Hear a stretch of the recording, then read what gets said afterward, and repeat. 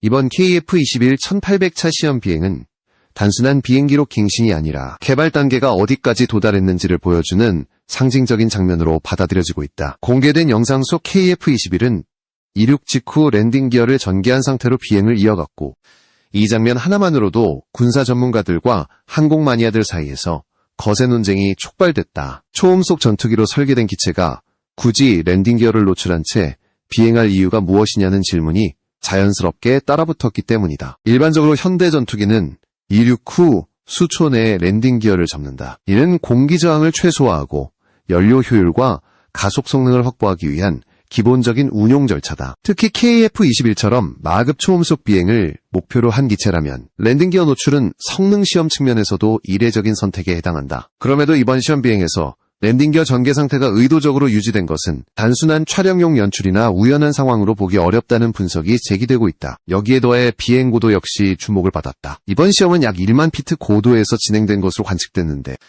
이는 기존 KF-21 시험 비행에서 자주 활용되던 고도보다 상당히 낮은 수준이다. 고속 전투기의 기본 성능을 점검하는 시험이라면 더 높은 고도에서 비행 특성을 확인하는 것이 일반적이다. 낮은 고도에서 랜딩 기어를 전개한 채 비행했다는 사실은 시험의 목적이 단순한 항공 성능이 아니라 특정 구조물이나 시스템의 안전성 검증에 있었음을 시사한다. 개발진이 특히 신경을 쓰고 있는 부분으로 지목된 것은 랜딩 기어의 구조적 신뢰성이다. 항공기 사고 사례를 통해 이미 잘 알려져 있듯이 랜딩 기어는 착륙 시 기체와 조종사의 생존을 좌우하는 핵심 장치다. 전투기의 경우 민항기보다 훨씬 높은 하중과 충격을 반복적으로 견뎌야 하며 고속 이륙과 급격한 착륙 환경에서의 내구성이 무엇보다 중요하다. 이번 시험 비행은 단순한 이착륙 테스트를 넘어 랜딩 기어 자체의 설계 완성도를 집중적으로 확인하는 과정으로 해석되고 있다. 또 하나 주목할 점은 시험 비행과 양산 일정이 동시에 진행되고 있다는 사실이다. KF-21은 시제기 시험과 양산 준비를 병행하는 이례적인 방식을 채택했다. 이미 부품 가공률은 80%를 넘어섰고 최종 조립 단계에 해당하는 장면들이 언론을 통해 공개되고 있다. 이는 개발 리스크를 감수하더라도 전력화 시점을 최대한 앞당기겠다는 강한 의지를 보여준다. 초도 물량이 빠르게 완성될 경우 한국 공군 전력 강화는 물론 수출 협상에서도 즉각 인도가 가능하다는 전략적 이점이 생긴다. 이러한 배경 속에서 1702 차 시험 비행은 단순한 기술 검증 이상의 의미를 갖는다. 비행 패턴, 고도 선택, 랜딩 기어 전개 상태라는 세 가지 요소가 동시에 관측됐다는 점은 KF-21 개발이 새로운 국면에 진입했음을 암시한다. 아직 공식적으로 확인된 발표는 없지만 이번 시험이 향후 KF-21의 다양한 파생형 가능성을 염두에 둔 사전 검증 단계일 수 있다는 해석이 힘을 얻고 있다. 결국 이번 비행은 하나의 질문으로 귀결된다. 왜 이 시점에 왜 이런 방식의 시험 비행이 필요했는가? 이 질문에 대한 답을 추적해 나가는 과정에서 KF-21 프로젝트의 진짜 방향성과 숨겨진 전략이 조금씩 드러나기 시작한다. KF-21 시험 비행을 둘러싼 논쟁의 중심에는 단순한 비행 장면보다 훨씬 큰 구조적 배경이 자리 잡고 있다. 바로 KF-21이 채택한 양산 방식이다. 대부분의 전투기 개발 사업은 시제기 시험을 충분히 거친 뒤 초도 양산기로 넘어가는 순차적 구조를 따른다. 그러나 KF-21은 롤아웃 직후부터 다수의 기체를 동시에 조립하는 집중 양산 체계를 선택했다. 이는 개발 리스크를 감수하더라도 시간과 전략적 주도권을 확보하겠다는 선택이었다. 현재 공개된 정보에 따르면 KF-21의 주요 부품 가공률은 이미 80%를 넘어섰다. 언론에 포착된 조립 장면 역시 단순한 시범 수준이 아니라 실질적인 최종 조립 단계에 해당한다. 길이 180m 규모의 대형 조립동에서는 최대 5대의 기체를 병렬로 조립할 수 있는 구조가 갖춰졌으며 이를 통해 롤아웃 간격을 대폭 단축하는 것이 가능해졌다.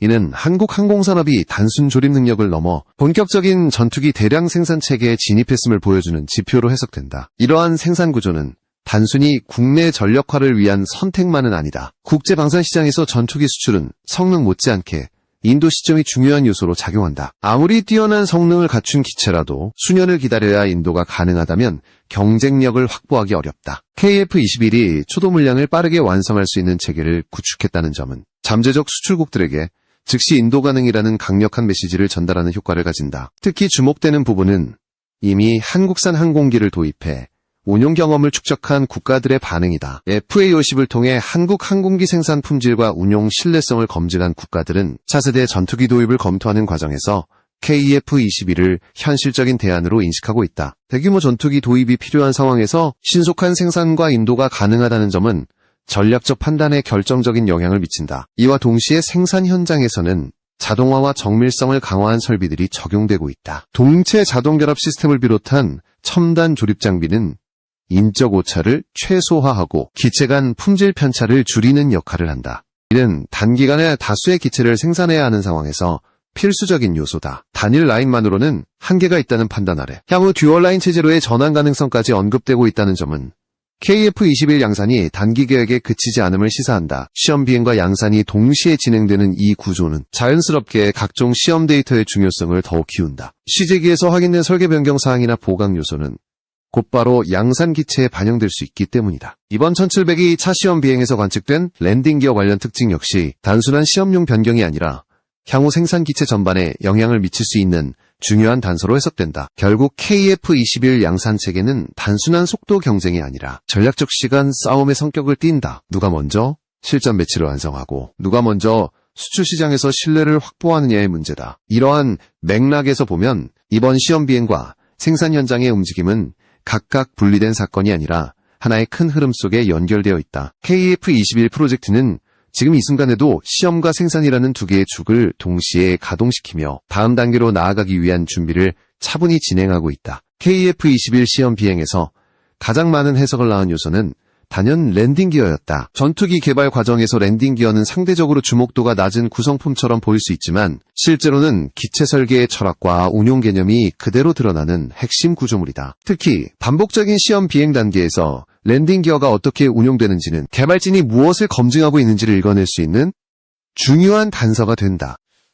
이번 시험 비행에서 확인된 KF-21의 랜딩 기어는 기존 공개 영상에서 보였던 형태보다 한층 더 견고해 보였다. 접히는 각도와 바퀴 지지 구조, 그리고 스트럿의 두께에서 미세한 차이가 관측되었으며 이는 단순한 외형 변경이 아니라 하중 분산 구조가 조정되었을 가능성을 시사한다. 일반적인 공군용 전투기는 이륙 직후 랜딩 기어를 접고 착륙 시에도 비교적 완만한 하강 각도를 유지한다. 그러나 반복적인 시험 비행에서는 다양한 상황을 가정해 구조적 한계를 점검해야 하며 이 과정에서 랜딩 기어에 가해지는 부담은 실전보다 오히려 더 가혹할 수 있다. 특히 주목할 점은 이번 시험이 낮은 고도에서 진행되었다는 사실이다. 낮은 고도 비행은 공기 밀도가 높아 구조물에 가해지는 항력이 커지며 랜딩 기어가 전개된 상태라면 진동과 충격이 더욱 증폭된다. 이는 단순히 착륙 시험을 위한 선택이 아니라 랜딩 기어와 그 연결부가 장시간 하중을 견딜 수 있는지를 확인하기 위한 의도적인 조건 설정으로 해석된다. 개발 단계에서 이러한 극한 조건을 반복적으로 부여하는 것은 설계 여유도를 확보하기 위한 전형적인 검증 방식이다. 군사 항공 분야에서 랜딩 기어는 단순한 착륙 장치가 아니다. 고속 활주 이륙, 급정지 착륙, 그리고 비상 상황에서의 강제 접지까지 모두 감당해야 한다. 전투기의 경우 무장 탑재 상태와 연료량에 따라 기체 중량이 크게 달라지기 때문에 랜딩 기어는 다양한 하중 조건을 상정해 설계되어야 한다. F-21은 향후 공대공, 공대지 임무 확장을 고려한 다목적 전투기로 개발되고 있는 만큼 초기 단계부터 충분한 구조적 여유를 확보하는 것이 필수적이다. 이번 시험 비행에서 랜딩 기어를 전개한 채 비행을 지속한 장면은 조종사의 안전 점검과 시스템 반응 확인이라는 두 가지 목적을 동시에 만족시키는 시험으로 볼 수 있다. 랜딩 기어가 전개된 상태에서 비행 제어 시스템이 어떻게 반응하는지, 진동이 기체의 다른 구조물에 어떤 영향을 미치는지, 그리고 조종석에서 체감되는 안정성은 어떤지를 종합적으로 점검할 수 있기 때문이다. 이는 단순히 랜딩 기어 자체만을 보는 시험이 아니라 기체 전체의 통합 안정성을 확인하는 과정이다. 이러한 시험 방식은 개발이 상당한 단계에 도달했음을 의미한다. 기본적인 비행 안전성이 확보되지 않았다면 굳이 랜딩 기어를 노출한 채 비행하며 추가적인 위험을 감수할 이유가 없다. 오히려 이 단계에서는 세부 구조와 내구성, 그리고 반복 운용 시 발생할 수 있는 미세한 문제들을 선제적으로 찾아내는 것이 목표가 된다. KF-21이 이러한 단계에 들어섰다는 점은 단순한 기술 시연을 넘어 실전 배치를 염두에 둔 검증 국면으로 접어들었음을 보여준다. 결국 랜딩 기어를 둘러싼 이번 시험 비행은 하나의 메시지를 던진다. KF-21은 이제 비행이 가능한 시제기가 아니라 반복 운용과 장기 운용을 전제로 한 전투기로 다듬어지고 있다는 것이다. 이 변화의 흐름은 다음 단계에서 더 큰 논쟁과 해석을 불러올 수밖에 없다. 왜냐하면 구조 보강과 시험 조건의 변화는 항상 새로운 운용 개념에 대한 질문으로 이어지기 때문이다. 랜딩 기어 구조 변화와 시험 비행 조건을 둘러싼 해석은 자연스럽게 하나의 민감한 주제로 이어진다. 바로 KF-21과 함재기 가능성에 대한 논쟁이다. 이번 시험 비행 이후 일부에서는 KF-21이 항공모함 운용을 염두에 두고 설계 변경을 진행 중인 것 아니냐는 추측을 제기했다. 그러나 이 지점에서 가장 중요한 것은 어디까지가 확인된 사실이고 어디부터가 분석과 가정의 영역인지를 명확히 구분하는 것이다. 우선 분명한 사실부터 짚어야 한다. 현재까지 KF-21이 항공모함 탑재용 전투기로 공식 지정되었거나 함재기용으로 개발이 확정되었다는 발표는 존재하지 않는다. 수직 이착륙 기능 역시 KF-21의 설계 범위에 포함된 적이 없다.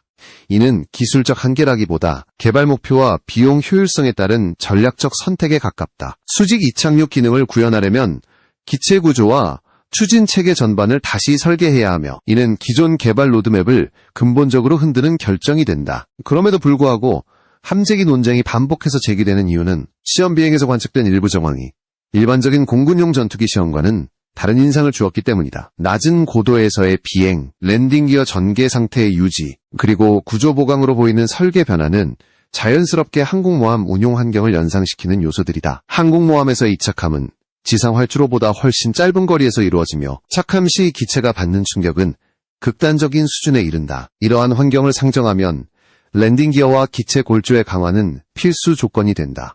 하지만 여기서 중요한 점은 이러한 강화가 반드시 함재기 전환을 의미하지는 않는다는 사실이다. 현대 전투기 개발 과정에서는 향후 파생형 가능성을 완전히 배제하지 않은 상태에서 구조 열도를 확보하는 경우가 많다. 즉, 지금 단계에서의 보강은 특정 운용 형태를 확정했다기보다 장기적인 확장성을 고려한 설계 선택일 수 있다. 이는 개발 초기에 가능한 한 많은 선택지를 열어두는 것이 전략적으로 유리하기 때문이다. 군사 전문가들 사이에서도 의견은 엇갈린다.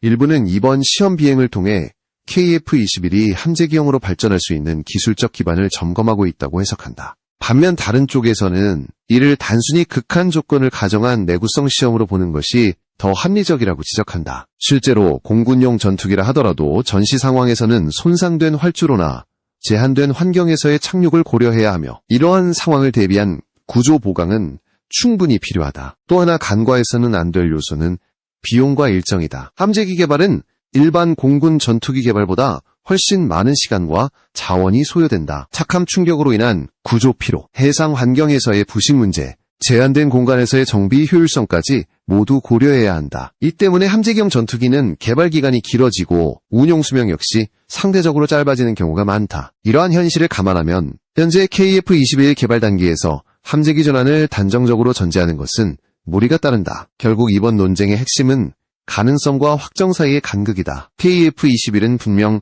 구조적 여유를 확보하며 다양한 시험을 진행하고 있지만 그것이 곧바로 항공모함 탑재를 의미하지는 않는다. 오히려 이번 시험 비행은 KF-21이 단일 운용 개념에 묶이지 않고 장기적인 발전 경로를 염두에 두고 설계되고 있음을 보여주는 사례로 볼 수 있다. 이러한 해석의 여지는 다음 단계에서 또 다른 중요한 흐름과 맞물리게 된다. 바로 KF-21과 함께 언급되는 또 하나의 기체 FA-50과 그 단좌형 발전 가능성이다. KF-21을 둘러싼 구조 보강과 시험 비행 논의가 이어지는 가운데 자연스럽게 비교 대상으로 떠오르는 기체가 있다. 바로 FA-50이다. 표면적으로 보면 KF-21과 FA-50은 개발 목적과 체급이 다른 전투기처럼 보이지만 최근 흐름을 자세히 들여다보면 두 기체의 발전 방향이 전략적으로 맞물려 있음을 확인할 수 있다. 특히 FA-50 단자형, 이른바 F-50으로 불리는 개념은 KF-21 개발 과정에서 축적된 경험과 데이터가 어떻게 활용되고 있는지를 보여주는 중요한 사례다. FA-50은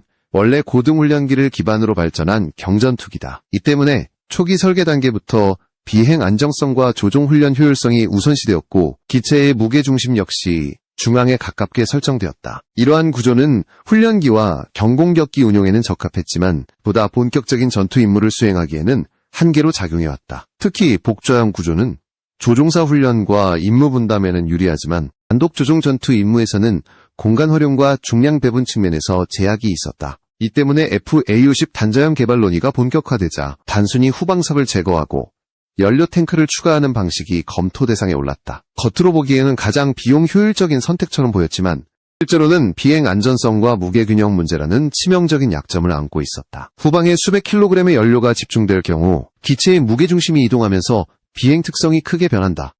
이는 소프트웨어 보정만으로 해결하기 어려운 구조적 문제로 이어질 가능성이 크다. 이러한 이유로 최근 FA-60 단자형 개발은 단순 개조가 아닌 사실상 신규 플랫폼에 가까운 방향으로 전환되고 있다. 전방 동체를 새롭게 설계하고 조종석 구조 역시 재구성하는 방안이 추진되는 배경에는 명확한 전략적 계산이 존재한다. 전방 공간을 확장하면 더 큰 레이더와 항전 장비를 탑재할 수 있고 냉각 모듈과 전자장비 배치에서도 여유가 생긴다. 이는 훈련기 기반 경전투기였던 FA-50을 보다 본격적인 전술기로 끌어올리는 핵심 조건이 된다. 여기서 중요한 연결고리가 바로 KF-21이다. KF-21 개발 과정에서 한국 항공산업은 단자형과 복자형을 동시에 운용하며 방대한 시험 비행 데이터를 축적했다.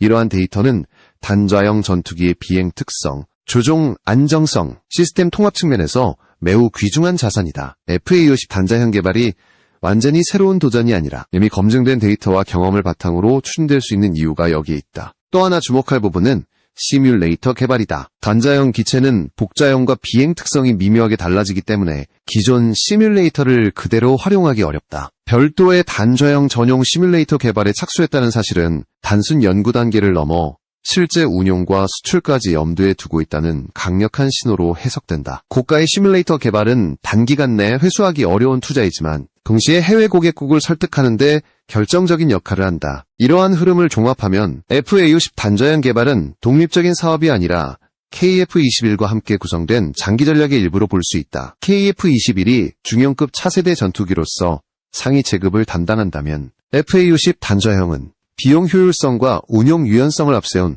하위 체급 전투기로 자리매김할 수 있다. 두 기체는 경쟁 관계가 아니라 서로의 공백을 메우며 수출 시장과 전력 구조를 동시에 강화하는 역할을 수행하게 되는 것이다. 결국 KF-21의 시험 비행과 구조 보강, 그리고 FA-50 단자형 개발 논의는 하나의 흐름으로 이어진다. 이는 한국 항공산업이 단일 기존 개발을 넘어 체계적인 전투기 라인업을 구축하려는 단계에 들어섰음을 의미한다. 이 전략의 최종 목적지는 단순한 기술 과시가 아니라 실전 운용과 국제시장에서 동시에 통할 수 있는 현실적인 전투기 생태계 구축에 있다. 지금까지 이어진 KF-21 시험비행과 구조변화, 그리고 FA-50 단자형으로 연결되는 흐름을 종합하면 하나의 분명한 방향성이 드러난다. 한국 항공산업은 더 이상 개별 기체의 성공에만 집중하지 않고 장기적인 전력 구조와 수출 전략을 동시에 고려하는 단계로 진입했다는 점이다. 이번 1702 차 시험 비행은 그 전환점을 상징적으로 보여주는 장면이었다. KF-21은 현재 시점에서 이미 비행 성능 검증 단계를 넘어 반복 운용과 장기 운용을 전제로 한 신뢰성 확보 단계에 들어섰다. 랜딩 기어 시험, 낮은 고도 비행, 구조 보강으로 해석되는 변화들은 모두 극한 조건에서도 안정적으로 운용 가능한 이는 단순히 한두 차례의 시험을 위한 선택이 아니라 수백 수천 회의 출격을 견뎌야 하는 실전 환경을 염두에 둔 준비다. 중요한 점은 이러한 접근 방식이 매우 현실적이라는 것이다. 전투기 개발에서 가장 큰 위험 요소는 성능 부족이 아니라 장기 운용 과정에서 드러나는 신뢰성 문제다. 초기에는 뛰어난 성능을 보여주더라도 반복적인 운용 속에서 구조 피로와 정비 부담이 누적되면 전력 가치는 급격히 떨어진다. KF-21 개발진이 이 단계에서부터 구조와 시스템을 집중적으로 점검하는 이유는 전력화 이후 발생할 수 있는 문제를 최대한 앞당겨 제거하려는 전략적 판단으로 볼 수 있다. 여기에 FA-50 단자형 개발이 맞물리면서 한국 항공전력의 전체 그림이 더욱 선명해진다. KF-21이 중형급 주력 전투기로서 공군의 핵심 임무를 담당한다면 FA-50 단자형은 보다 유연하고 비용 효율적인 전술 자산으로 활용될 수 있다. 이는 단순히 기체 수를 늘리는 문제가 아니라 임무 성격에 따라 최적의 전투기를 선택할 수 있는 구조를 만든다는 의미다. 이런 체계는 전력 운용 효율을 높일 뿐 아니라 해외 수출 시장에서도 설득력을 갖는다. 국제방산 시장에서 점점 더 중요해지는 요소는 가성비와 신뢰성이다. 도입비용뿐 아니라 운용과 유지에 들어가는 총비용이 합리적이어야 하며 단기간 내에 실전 배치가 가능해야 한다. KF-21이 양산과 시험을 병행하며 속도를 높이고 있는 이유도 여기에 있다. 이는 단순한 기술 경쟁이 아니라 시간과 신뢰를 둘러싼 경쟁이다. 결국 이번 시험 비행에서 드러난 여러 단서들은 하나의 결론으로 모인다. KF-21은 아직 완성형이 아니지만 분명한 방향성을 가지고 진화하고 있다. 무리한 약속이나 과장된 홍보 대신 실제 운용 환경을 기준으로 한 검증과 보강이 이어지고 있다는 점은 장기적으로 큰 강점이 될 수 있다. 여기에 FA-50 단자형까지 더해진다면 한국은 경전투기부터 중형급 전투기까지 이어지는 연속적인 전투기 라인업을 구축하게 된다. 이 흐름은 단기간에 완성될 수 있는 성과는 아니다. 그러나 지금 진행되고 있는 시험 비행과 설계 선택들은 향후 수십 년간 한국 공군 전력의 방향을 결정짓는 중요한 기초가 된다. 1702차 시험 비행은 그래서 단순한 기록이 아니라 한국 항공전력이 어디로 가고 있는지를 보여주는 하나의 이정표로 남게 될 가능성이